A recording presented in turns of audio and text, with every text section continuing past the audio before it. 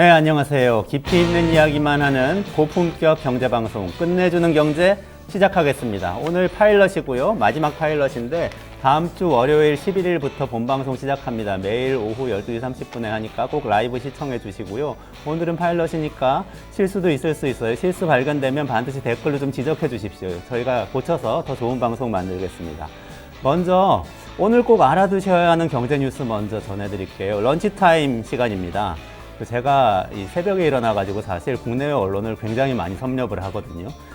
그래서 그 중에서 제가 여러분들이 알아두시면 피가 되고 살이 될 뉴스를 골라서 딱 3가지씩 매일 전해드리려고 그래요. 오늘도 반찬, 여러분들 지금 점심 식사 하시고 나서 같이 드실 수 있는 반찬 3가지 준비했고요. 그 뉴스 3가지 사례대로 알려드리겠습니다. 첫 번째 뉴스, 저소득층의 빚이 22% 증가했다라는 겁니다. 통계청에서 가계금융복지조사 결과를 발표를 했어요. 근데 여러 가지 이 내용이 있는데 그 중에서 딱 눈에 띄는 게 이거였습니다. 소득 하위 20%인 우리나라 저소득층의 빚이 1년 동안 22% 늘었습니다. 이게 한겨레 신문 1면에서 제가 발견을 했는데 박종호 기자가 아주 자세하게 잘 써놨습니다. 분석 기사인데요. 요걸 보니까 가구 전체, 그러니까 국민 전체로 보면은 빚이 늘질 않았어요. 왜냐하면은 우리 지금 고금리 상황이잖아요. 그러니까 예전 같으면은 빚 내서 집을 사셨어야 하실 분들이 안 사신 거죠. 그러니까 가계부채 별로 늘지가 않은 걸로 나오는데 평균적으로는. 근데 저소득층만 유독 빚이 껑충 뛴 겁니다. 만약에 빚이 1억 원 있는 집이었다고 하면 2,200만 원 더 얹어져서 1억 2,200만 원이 된 거니까 굉장히 부담되죠. 우리나라 저소득층이 1년간 소득이 한 1,000만 원에서 1,500만 원 사이 정도밖에 안 되시거든요. 그래서 굉장히 어려운 상황일 것 같은데요. 왜 그렇게 됐을까요? 우리나라 저소득층이 누군지를 생각을 먼저 해봐야 됩니다. 여러분들 뉴스 보실 때 이렇게 좀 그 이면을 좀 보셔야 되는데 우리나라 저소득층은 대부분 노인 가구이거나 1인 가구, 청년 가구입니다. 그러니까 제일 많은 거 고령층 가구인데 고령층 가구 주변에 보시면요. 최근에 노후소득이 너무 불안하시다 보니까 부동산 투자하신 분들이 많아요. 근데 이분들이 소득이 많아서 부동산 투자하고 이러시는 거 아닙니다.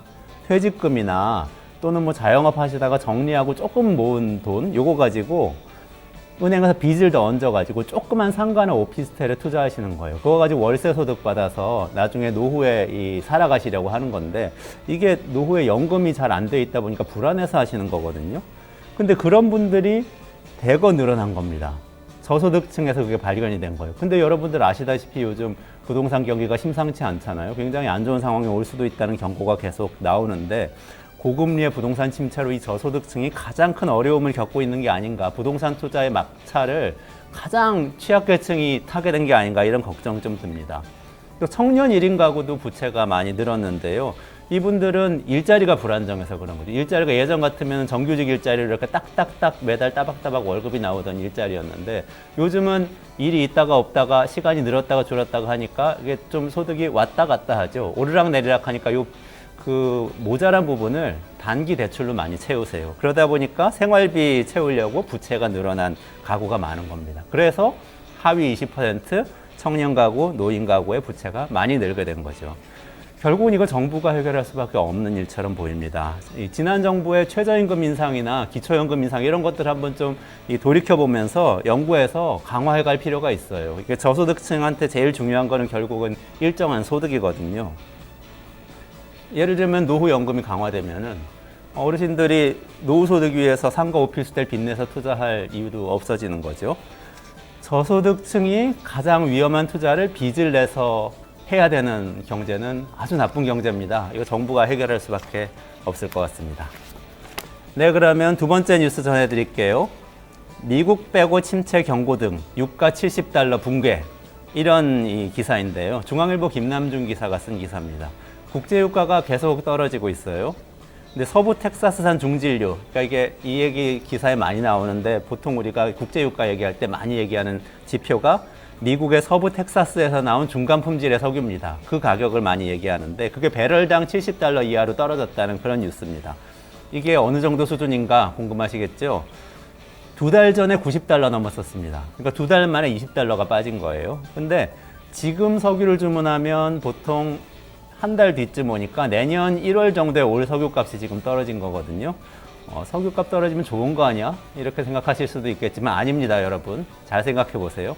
석유의 주요 수요자는 기업들입니다.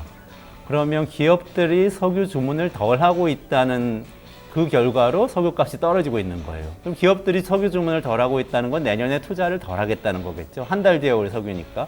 투자를 덜 하게 되면 일자리도 늘지 않겠죠. 그럼 여러분들 소득도 줄어듭니다. 기업 경기 전망이 좋지 않다는 이야기입니다.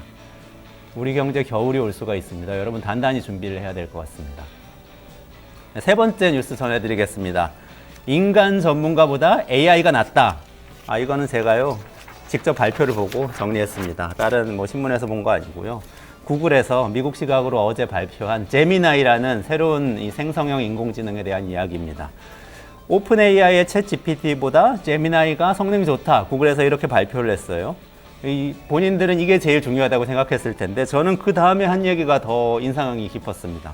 인간 전문가보다도 이해도가 높다 이렇게 발표를 했거든요. 어떻게 했냐면요. 글하고 그림이 섞여 있는 그 멀티모달 자료라고 부르는 자료가 있습니다. 굉장히 복잡한 자료죠. 여러분들 보시는 연구 보고서 이런 자료라고 생각하시면 돼요. 그거를 제미나이한테 주고 이해를 시키고 그리고 그 분야에 정통한 인간 전문가한테 주고 이해를 시킨 다음에 비교를 했어요. 그랬더니 제미나이는 이해율이 90% 이해를 했는데 인간 전문가는 평균 89.8% 이해하더라. 그러니까 아주 작은 차이긴 하지만 제미나이가 인간 전문가를 지금까지 나온 AI 중에서 최초로 앞섰다 이렇게 발표를 했습니다. AI가 이제 평균적인 시민들보다 나은 거는 물론이고 굉장히 공부 많이 한 우리 저나 이런 경제 전문가들보다도 복잡한 자료 이해력이 더 높아졌다 이런 얘기인데요. 제가 사실 너무 궁금해가지고 어제 밤새 사용해봤어요. 오늘 아침까지 열심히 써봤는데 저보다는 훨씬 나은 것 같습니다.